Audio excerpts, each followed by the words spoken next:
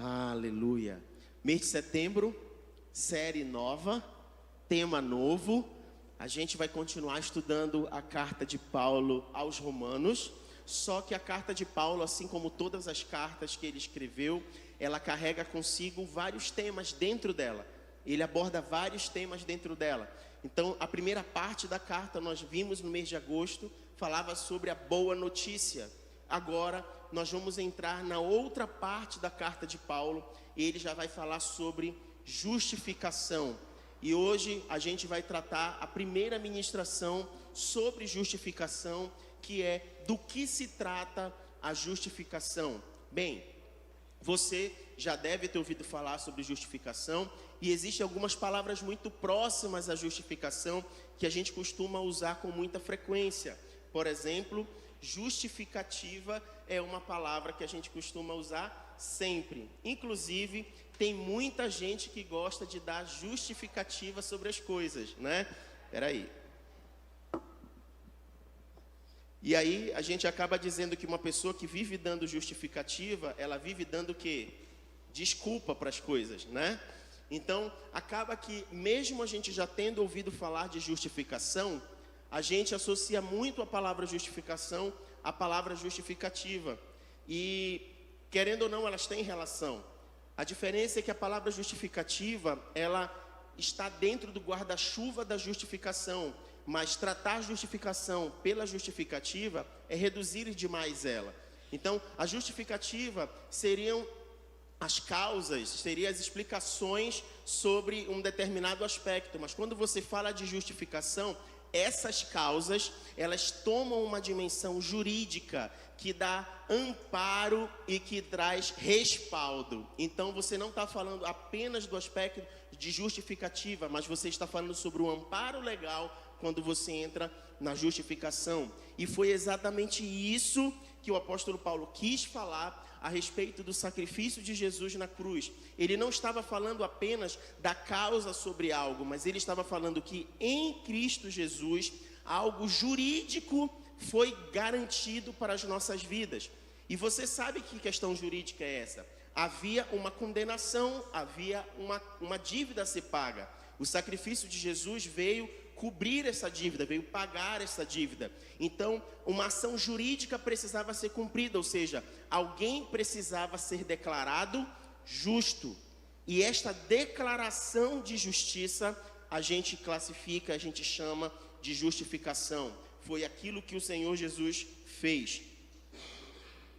Ele pegou um escrito de dívida e ele nos declarou justos, ou seja, livres daquela dívida, livres da condenação daquela dívida. E eu quero que você abra comigo a sua Bíblia então, em Romanos, capítulo 5, nós vamos ler a partir do verso 1, Romanos 5, 1, já falamos até aqui sobre a defesa da nossa fé, já falamos até aqui sobre essa notícia em Cristo Jesus que nos mudou a condição de vida, e hoje nós vamos falar então sobre justificação, e nesse trecho o apóstolo Paulo traz muitos detalhes importantes que a gente precisa considerar. Leia comigo, verso 1.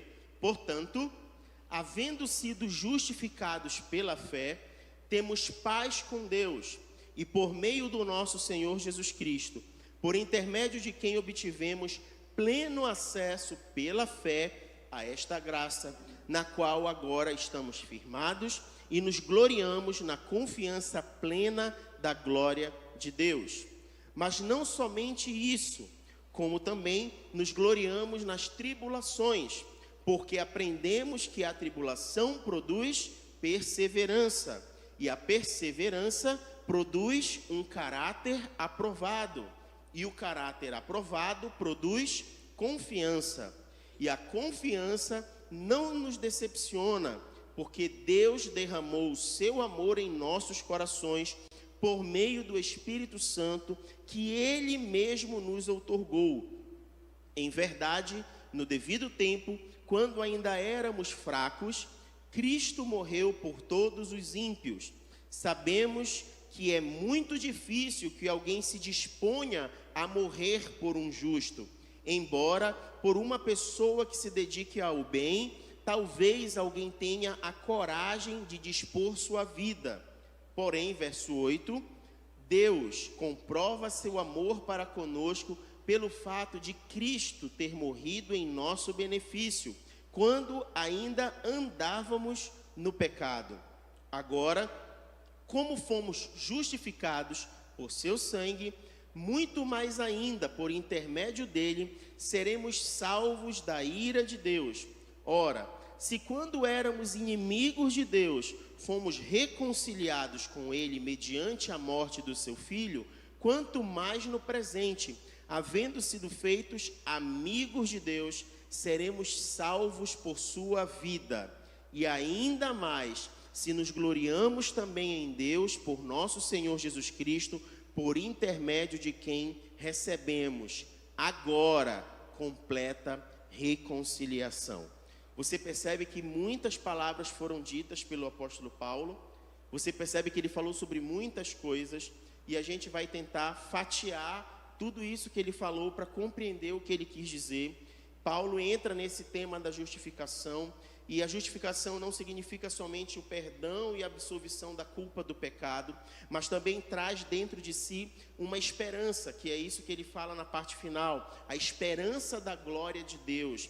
Fala sobre uma promessa de salvação final. Então, quando nós falamos a respeito da justificação, nós não estamos falando de um momento só. Nós estamos falando de uma ação que aconteceu no passado, de uma ação que acontece no presente e de uma ação que traz para nós uma perspectiva futura. Então, seja no ato do passado, seja no ato presente, seja no ato futuro, existe algo que nós precisamos compreender a respeito da justificação. E o primeiro ponto é que nós somos justificados.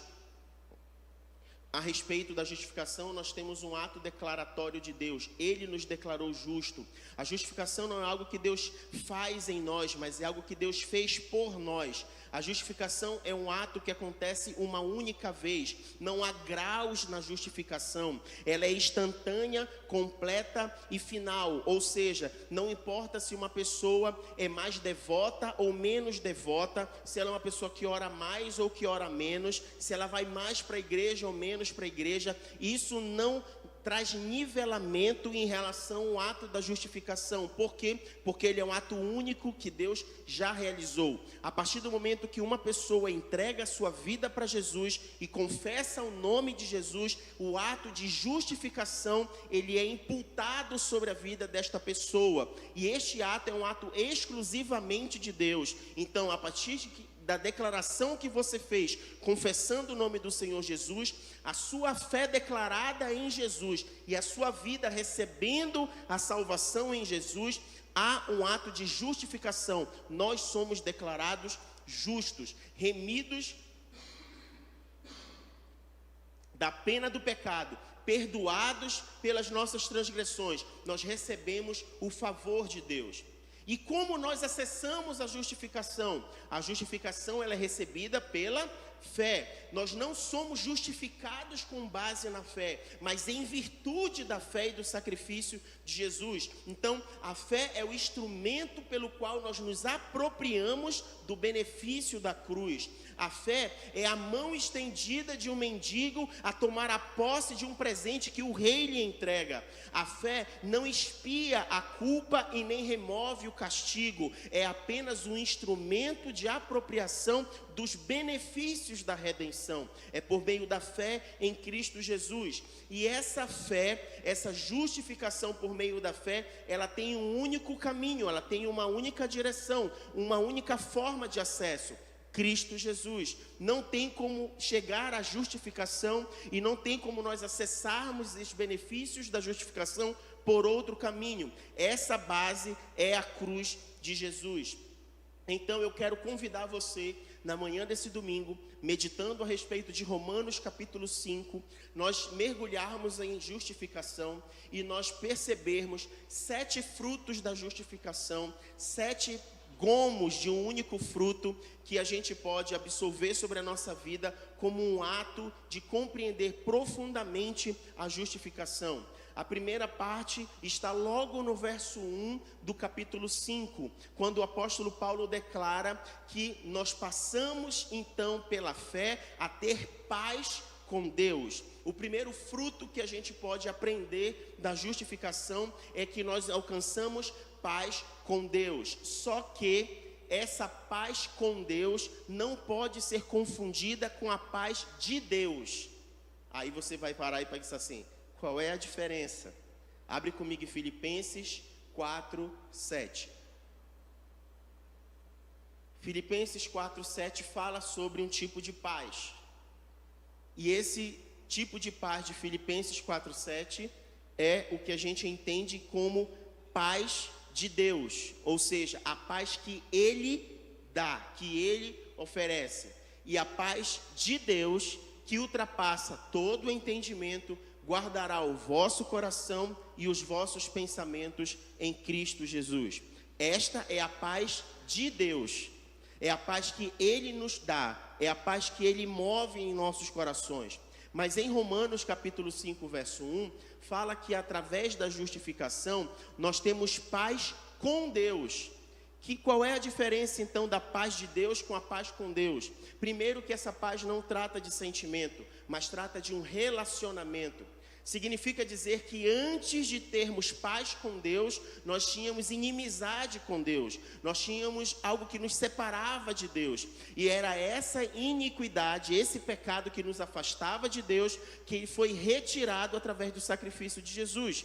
E quando nós recebemos a justificação, nós passamos então a ter paz com Deus. A barreira que nos impedia a ter um relacionamento com Deus, a barreira que nos separava de Deus, foi tirada. Então agora nós passamos a ter paz com Deus, ou seja, não somos mais os filhos da ira, mas não somos os filhos da desobediência, mas agora nós somos filhos do seu amor. O pecado consumou uma ruptura, mas Jesus Cristo veio para restabelecer a comunhão que havia sido suspensa entre Deus e os homens. Então, o primeiro elemento, o primeiro fruto da justificação é que nós passamos a ter paz com Deus. Nós não somos inimigos de Deus por conta do pecado. Mas nós temos um segundo fruto. O segundo fruto é que com a justificação nós temos alguns acessos. Nós temos uma possibilidade que antes nós não tínhamos. E no verso 2, o apóstolo Paulo vai dizer que nós passamos então, com a justificação, a ter acesso à graça. Se a paz de Deus é uma bênção passada, se a gente era inimigo e passou a ser amigo, ou seja, algo foi consumado no passado, agora o acesso à graça pela justificação é um privilégio presente e contínuo. Os judeus, eles eram separados da presença de Deus porque havia um véu que separava o lugar santo e onde as pessoas poderiam estar. Os gentios, eles eram isolados por um muro externo no templo, que impedia que eles estivessem na parte de dentro e desfrutassem da comunhão. No entanto, quando Jesus morreu, ele rasgou o véu. Quando Jesus morreu, esse muro foi destruído. E aquilo que antes nós não tínhamos acesso, passamos então a ter acesso. Abre comigo Lucas 23, 45.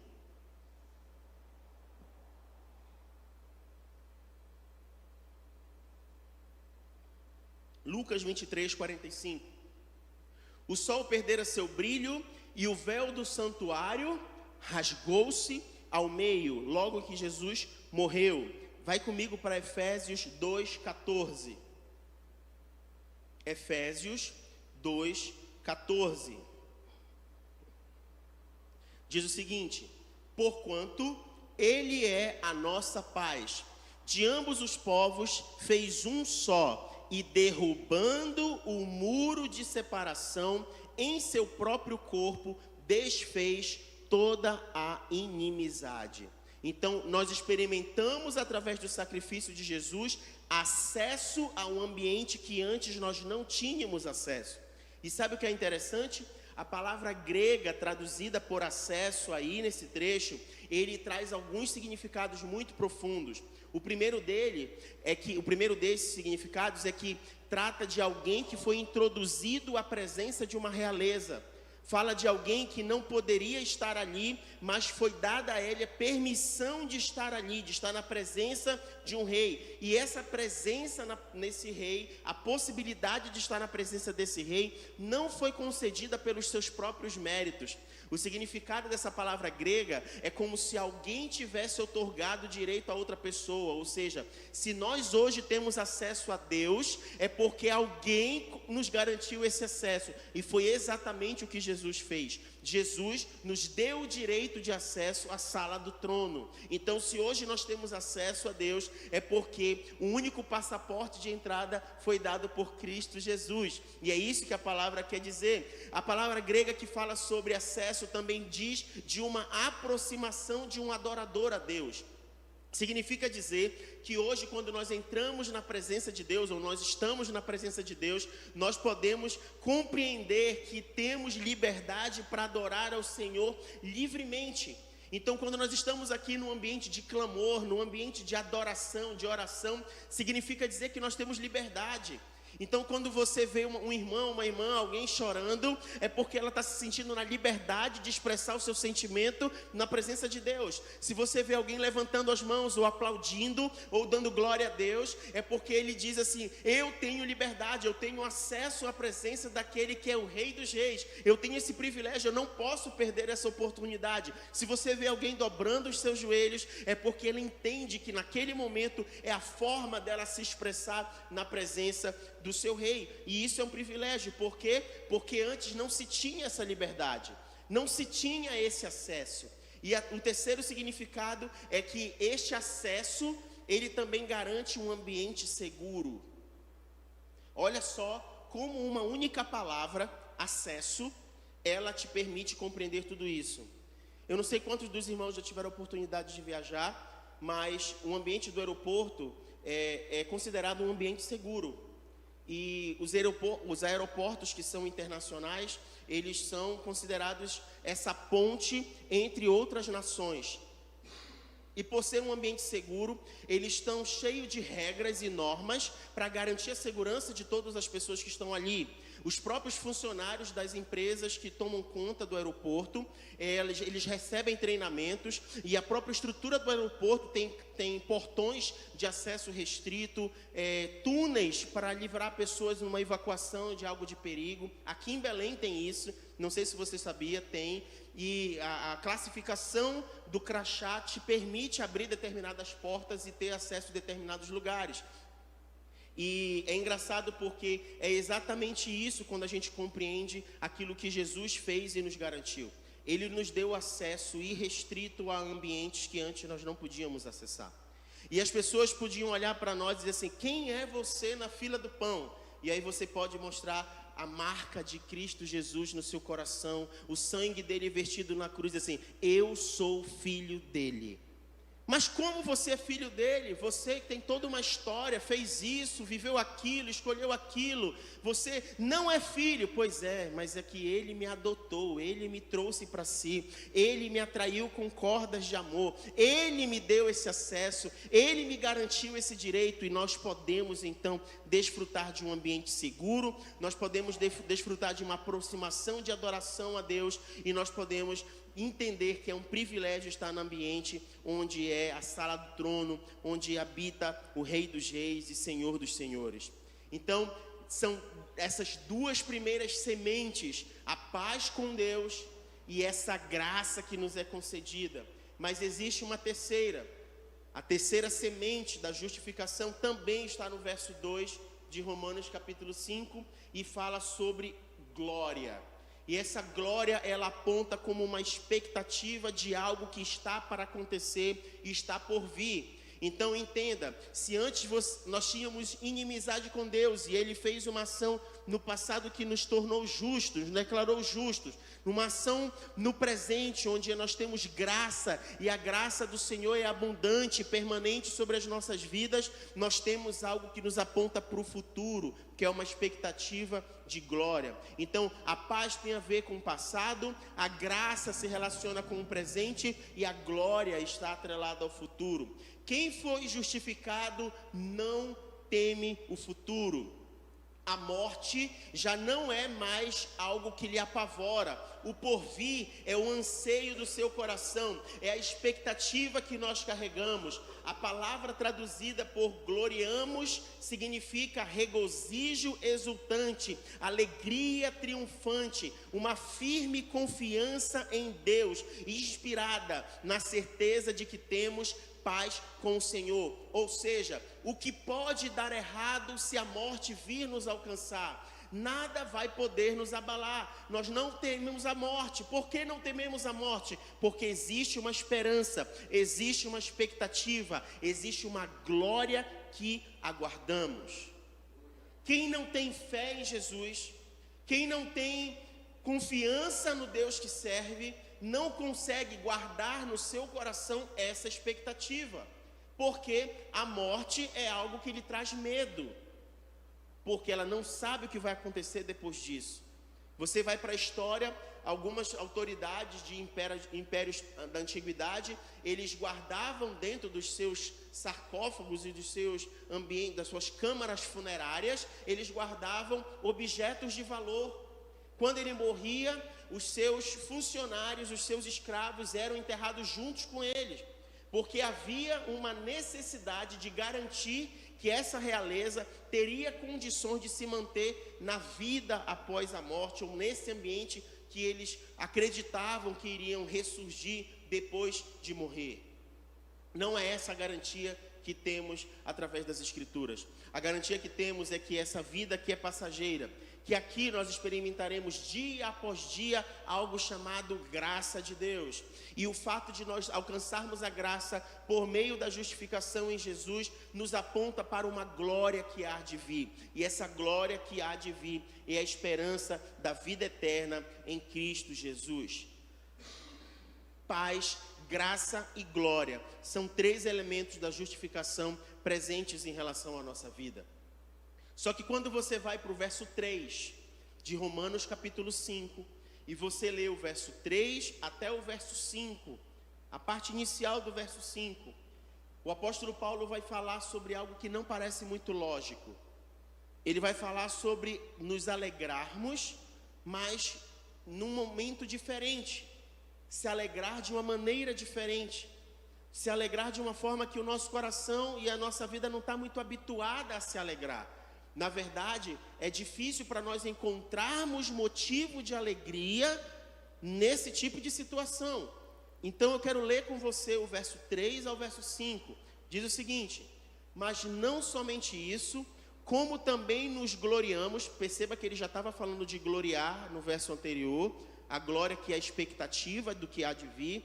Mas ele diz que da mesma forma como a gente se gloria na expectativa da volta de Jesus, na expectativa de ter a eternidade com Deus, ele fala também sobre uma outra glória, e ele diz que nós nos gloriamos aonde? Nas tribulações. Parece doido isso. Como é que você vai se alegrar em situação difícil? Como é que você vai se alegrar se a coisa não está bem? Como é que você vai se alegrar se está faltando alguma coisa? Se dentro do teu coração você carrega algum peso, algum fardo, se existe algo que não te traz alegria, não gera no teu semblante o sorriso que às vezes a gente vê no rosto de outras pessoas. Como assim? E aí ele começa a explicar isso. Ele fala, porque aprendemos que a tribulação produz o quê? Perseverança. Ou seja, a tribulação não está ali por acaso. E o próprio Jesus já tinha alertado, olha, no mundo vocês terão tribulações, no mundo vocês terão dificuldade, mas o que deve ocupar o seu coração é aquilo que é passageiro ou é aquilo que é permanente? Aquilo que pode variar e pode mudar ou aquilo que é fixo, aquilo que te dá sustentação? Muitas vezes nós invertemos os valores dentro do nosso coração e nos deixamos levar pelas circunstâncias, por coisas passageiras, por estados, né? Quantas vezes muitos têm se definido por conta daquilo que as pessoas dizem, ou por conta do que a medicina diz, ou por conta de circunstâncias. Quantas pessoas têm trocado e invertido a sua identidade, aquilo que realmente são em Deus, porque acreditam naquilo que alguém disse.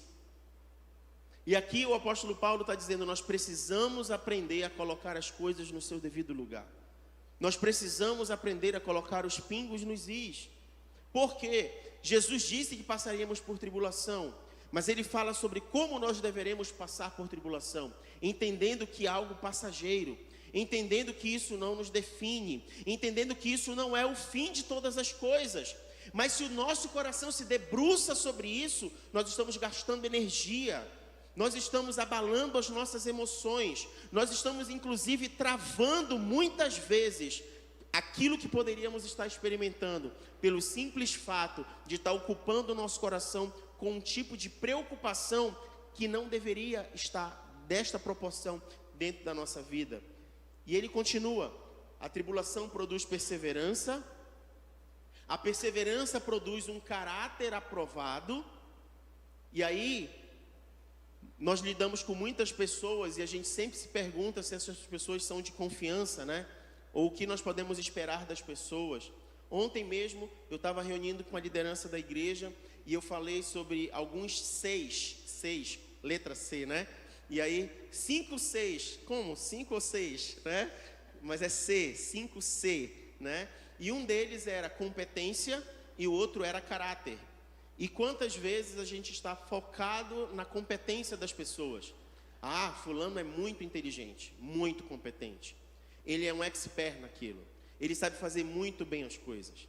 Mas quando você olha para a vida da pessoa, o testemunho dela, o caráter dela, ele não é um caráter aprovado.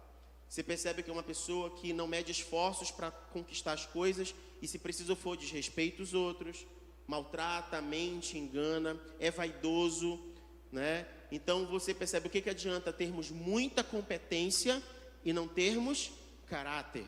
E aí você olha aqui a palavra de Deus dizendo assim mesmo, aquilo que nós estamos enfrentando cumpre um propósito em Deus. Porque uma das ações que isso que nós estamos enfrentando produz em nós é o aperfeiçoamento do nosso caráter. E quando a gente começa a desenvolver um caráter aprovado, nós começamos a ter um outro resultado dentro da nossa vida, que é confiança. E a parte inicial do verso 5 vai dizer o seguinte, e a confiança não nos decepciona, porque Deus derramou o seu amor em nossos corações. A justificação não apenas nos prepara para o céu, mas também nos equipa para vivermos vitoriosamente aqui na terra.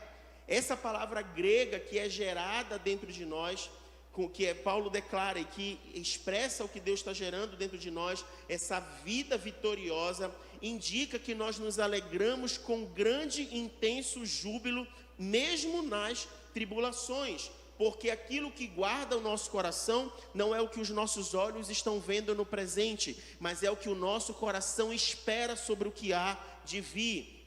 E nessas duas alegrias que nós vemos de regozijo, nós podemos nos alegrar nas tribulações. Abre comigo, 1 Pedro, capítulo 4, verso 12. 1 Pedro 4, 12. Diz o seguinte, amados, não vos assusteis com as provações que surgem entre vós, como fogo ardente, com o objetivo de provar a vossa fé. Não entendais isso como se algo estranho estivesse acontecendo. Vamos para o verso 13. Contudo, alegrai-vos por seres participantes dos sofrimentos de Cristo Jesus. Olha como a percepção muda. A primeira é como se os nossos olhos estivessem focados na tribulação. E aí a gente diz assim, que ruim é passar a tribulação. E o apóstolo Paulo está dizendo assim, não enxerga a tribulação pela tribulação. Enxerga a tribulação como um privilégio de você estar participando com Jesus em algo. É como se Jesus estivesse chamando para ser parceiro dele numa missão. E ele está dizendo assim, então não enxerga a tribulação como algo ruim. Enxerga a tribulação como um privilégio de sofrer com Jesus, de passar por algo com Jesus. A gente tem um chavão que os crentes falam, né? Que quando Jesus está no barco, tudo vai muito bem. Tem até uma música, né? Se Cristo está no barco, está tudo bem. E aí é baseado naquela história em que Jesus estava dormindo no barco, a tempestade quase vira o barco, e os discípulos apavorados, e Jesus estava dormindo. E aí, como ele pode dormir tendo uma tempestade que vai nos fazer afundar? E aí quando Jesus acorda, ele acalma a tempestade, e eles ficaram surpresos como Jesus tinha autoridade para mandar os ventos e o mar se acalmar. Exatamente. Então é bonito cantar a música que se Jesus está no barco, está tudo muito bem. Mas e quando eu preciso ser aquele discípulo que está dentro do barco e as ondas estão batendo e eu estou dizendo que Jesus está dentro do barco? Aí a pergunta que eu faço para você, e aí, tá tudo bem? E aí, tá tudo bem? Será que você realmente está descansando como Jesus que está dentro do barco está descansado, está descansando? Será que você confia que mesmo que você não tenha condições de fazer alguma coisa ou não saiba como fazer, se Jesus está no barco e ele ainda não fez nada, é porque está tudo sob controle. Está tudo sob controle. E se ele precisar fazer alguma coisa, ele o quê? Vai fazer.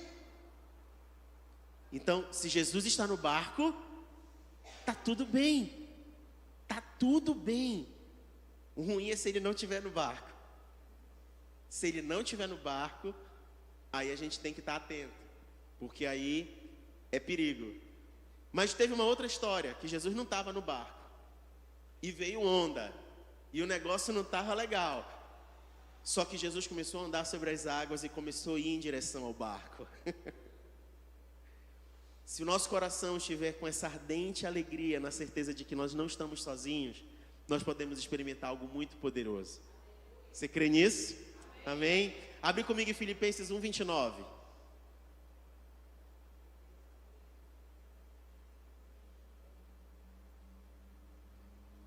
Porquanto, por amor de Cristo, vos foi concedida a graça de não somente crer em Cristo, mas também sofrer por Ele. Verso 30. Considerando que estás passando pela mesma luta que me viram combater agora, ouvis que ainda enfrento. Paulo falando de si, das lutas que ele enfrentou como apóstolo. E aqui está dizendo exatamente isso. A palavra tribulação do grego, traduzida aqui, ela era um instrumento. Eu vou tentar falar a palavra grega, eu não sei grego, né? Thlipsis, é do grego thlipsis, e do latim é tribulum. E essa palavra tribulum, acertei? Não? A gente joga no Google e ouve, né? A gente joga no Google para ver como é que fala, né? E o que é essa palavra? Era uma madeira que tinha espinhos na ponta e ela era usada para debulhar o trigo. Então, como é que debulhava o trigo? Você tira o trigo, a semente está dentro da palha, e aí eles pegavam essa madeira e batiam e esfregavam. E à medida que era batido e era esfregado, a palha saía e aí você tinha o trigo. Então, só era possível tirar o trigo sob pressão, se isso acontecesse. Então, a palavra tribulação utilizada na Bíblia, nesse trecho do apóstolo Paulo, ele está emprestando desse instrumento. Ele está dizendo assim mesmo: a sua vida precisa passar por pressão. E à medida que a sua vida passa por pressão, tribulação, você está experimentando um atrito, você está experimentando algo que está te friccionando, algo que está te espremendo. E à medida que isso acontece em você, o que é palha, o que não tem valor, aquilo que vai ser descartado, vai sair. E aí você vai enxergar aquilo que realmente importa, que está dentro, que tem valor, que é o fruto, que é a semente. É isso que Paulo está dizendo. Em outra tradução, essa mesma palavra, você vai encontrar, não sei se você já viu, ferreiro antigo, eles tinham uma espécie de forno, onde eles botavam as espadas para fazer a batida na espada, né? Então, a pressão vivida é como se Deus estivesse colocando a gente dentro desse forno. E à medida que a gente é enfiado nesse forno, a temperatura aumenta, as impurezas são tiradas do metal, e quando você é retirado, você é modelado, você é moldado, e aí você cumpre um propósito de valor, e você cumpre um propósito de modelo, de referência, de instrumento, sobre como Deus quer te usar. Eu acho interessante quando a gente pesquisa as Escrituras, porque nos leva a compreender aquilo que a gente não tinha compreensão, aquilo que a gente não tinha dimensão do que era possível. Perceba então que quando nós vivenciamos essa experiência em Deus, nós somos trabalhados de uma forma em que aquilo que não tem valor é tirado de nós, aquilo que é produzido dentro de nós nos dá perseverança, ou seja, existe um propósito pedagógico de Deus na nossa vida. Nada acontece por acaso na nossa vida, algo está sendo cumprido, um propósito. Essa paciência que é gerada em nós, ela é uma paciência triunfadora, ou seja, eu vivo esperando, não uma expectativa passiva, mas eu fico esperando na certeza de que tem algo que vai acontecer. Sabe, na nossa região tem uma coisa muito típica, que é que quando vai chover, você sente o cheiro da chuva. Aqui isso é típico, em nenhum outro lugar do Brasil você sente o que você sente aqui. Você sente o cheiro da chuva. Significa dizer que você pode estar em qualquer lugar. Se você não olhar para o céu, não é o vento somente que vai te apontar que vai chover, não é a nuvem somente que vai te apontar que vai chover, mas existe um cheiro que te mostra que vai chover. E aí você fica aguardando a chuva cair. É a mesma coisa sobre a expectativa em Deus. A expectativa em Deus não é uma expectativa passiva, onde você aguarda com paciência, clamando, ó vida, ó céus, ó azar. Não. Aqui está falando sobre uma paciência triunfadora, uma paciência triunfante, ou seja, algo vai acontecer, algo vai acontecer, algo está para acontecer. Eu estou sentindo o vento, eu estou sentindo o cheiro da chuva, eu estou sentindo que algo vai acontecer. É por isso que quando a gente está reunido em algum lugar como esse, e a gente diz, olha, Deus está nos direcionando a orar sobre cura, algo vai acontecer. Eu não posso ir para esse ambiente de oração achando que eu estou fazendo apenas uma liturgia. Eu não posso ir para esse ambiente de oração achando que eu estou fazendo algo porque as pessoas precisam, os crentes precisam, as famílias precisam. Não, eu preciso ir para esse ambiente porque existe um propósito de Deus para isso. Então eu vou com essa expectativa, algo vai acontecer. Aquela mulher com fluxo de sangue já tinha tentado de tudo. O mestre estava passando naquela região e ela disse, eu vou nem que seja tocar na orla das suas vestes. Eu só preciso disso, eu não preciso de mais nada. Era a expectativa que ela carregava no seu coração. Ela não ia ver os olhos de Jesus, Jesus não ia ver os olhos dela, a multidão ia espremer ela não estava preocupada com isso, ela estava carregando uma expectativa, nem que eu toque na orla das suas vestes. Zaqueu sabia que Jesus ia passar naquele lugar. Zaqueu sabia que Jesus ia passar. Ele não se achava digno de ver Jesus. Ele não era alguém respeitável na época para ver Jesus. Ele dizia assim, não preciso de mais nada, eu só preciso ver o mestre passar. Eu só preciso ver o mestre passar. Eu sou pequeno, então eu vou subir numa árvore, mas eu só preciso ver o mestre passar. E quando o mestre passou, o mestre parou, olhou para ele e disse, desce, porque hoje eu vou na tua casa. Essa é a expectativa que nós precisamos compreender. E como carregar essa expectativa? Essa esperança no meio da tribulação, parece coisa doida. Mas como isso está forjando em nós um caráter? Como isso está produzindo em nós experiência? Como isso está levando a gente a um outro patamar, onde a gente deixa de uma fé superficial, movida pelo aquilo que os nossos olhos estão vendo? Como isso produz em nós um caráter aprovado e nos faz viver uma experiência de quem de fato entende que Deus cumpre os seus propósitos? E como isso nos fortalece a esperança de que existe uma glória que há de vir? Você entende então por que a justificação não é algo tão simples? Existe um ato em Jesus, mas existe aquilo que Ele está fazendo todos os dias nas nossas vidas.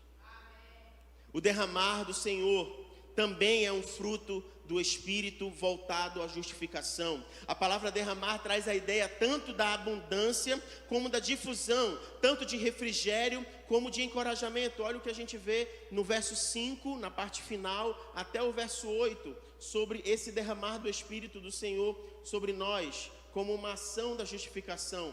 E a confiança não nos decepciona, porque Deus derramou o seu amor em nossos corações por meio do Espírito Santo, que Ele mesmo nos outorgou. Em verdade, no devido tempo, quando ainda éramos fracos, Cristo morreu por todos os ímpios. Sabemos que é muito difícil que alguém se disponha a morrer por um justo, embora por uma pessoa que se dedique ao bem, talvez alguém tenha coragem de dispor a sua vida.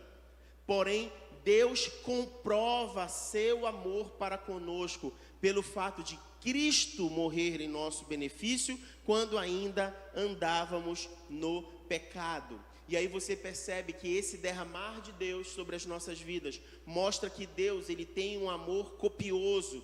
O amor de Deus é revelado a nós como algo profundo, como algo abundante. O amor de Deus é algo imerecido. Cristo não morreu por alguém que merecia o amor de Deus. Cristo não morreu por alguém que tinha condições de receber esse amor. Nós éramos fracos, nós éramos ímpios, nós éramos pecadores, nós éramos inimigos de Deus. Mas esse amor, Deus derramou, Ele manifestou por meio do amor em Cristo Jesus. Esse amor, ele é um amor provado por Deus. Ele é um amor imerecido, mas também é um amor abundante. E é esse amor que nos faz viver dia após dia uma expectativa, uma certeza de que algo está para acontecer. Olha o que diz o verso 9. Outro elemento da justificação. Agora, como fomos justificados por seu sangue, muito mais ainda, por intermédio dele, seremos salvos da ira de Deus. Está falando sobre uma certeza, a certeza da glorificação.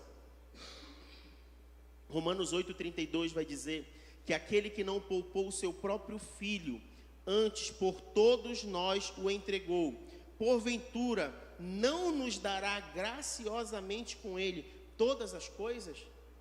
Se ele foi capaz de dar o seu filho quando nós éramos inimigos e pecadores, quanto mais agora, sendo filhos, quanto mais agora, Ele não nos fará participar de todas as coisas? Não faz sentido.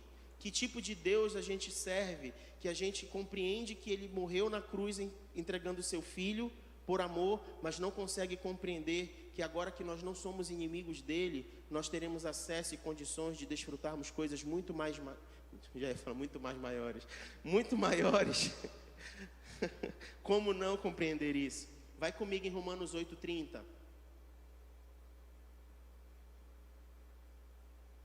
E aos que predestinou, a estes também chamou. E aos que chamou, a estes igualmente justificou. E aos que justificou, a estes também glorificou.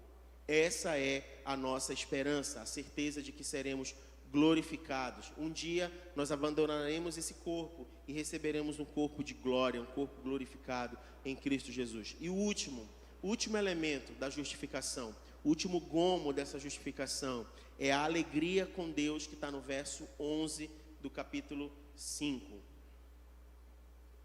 Diz assim: e ainda mais nos gloriamos também em Deus por nosso Senhor Jesus Cristo, por intermédio de quem recebemos agora completa reconciliação. Paulo já havia falado sobre a gente se gloriar na esperança de Deus, já tinha falado sobre a gente se gloriar nas tribulações, agora ele fala sobre nós nos gloriarmos em Deus. E esse gloriar em Deus não é apenas um regozijo em nossos privilégios como filhos, por termos acesso às suas misericórdias, termos acesso à sala do trono. Ele não está falando só sobre isso. Ele está falando aqui que nós devemos nos gloriar a Deus, não por conta das dádivas, porque Deus ele já é um abençoador por excelência. Mas aqui ele está falando que independente das situações, independente de nós termos fartura ou faltura das coisas, nós devemos nos alegrar em Deus. E sabe o que esse trecho nos leva? Me leva a Abacuque. E aí eu queria ler o texto de Abacuque com você de pé. Abacuque, capítulo 3, verso 17. Abacuque 3, 17.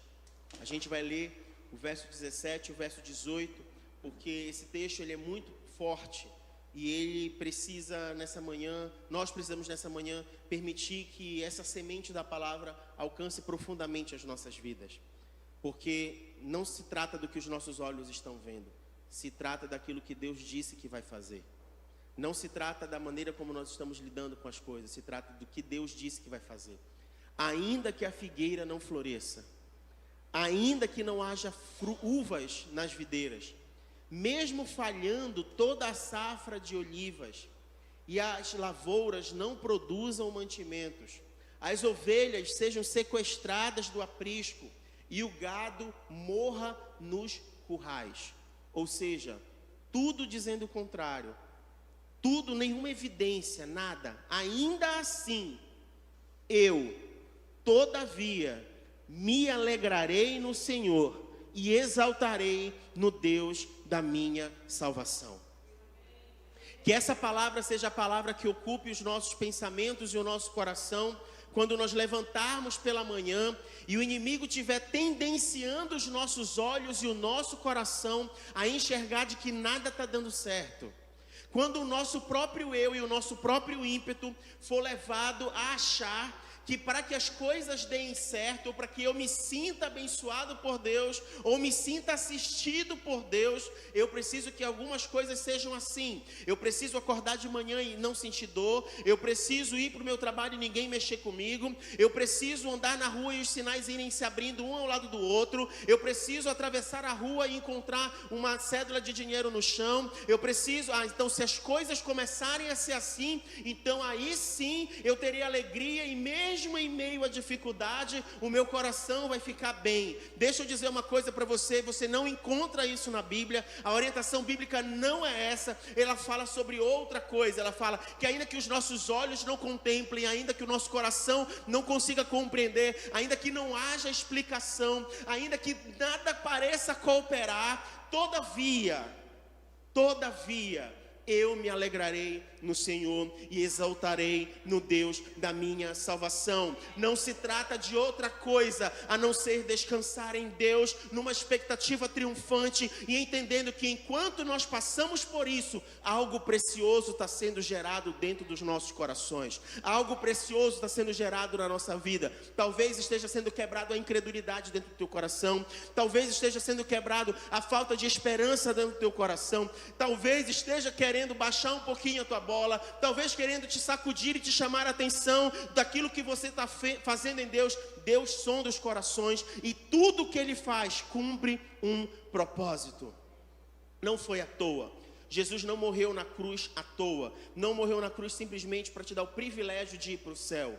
Não seria apenas esse o trabalho. Jesus te reconciliou, me reconciliou, nos reconciliou com Deus. Temos paz com Deus. Ter paz com Deus vai muito mais além daquilo que a gente possa imaginar.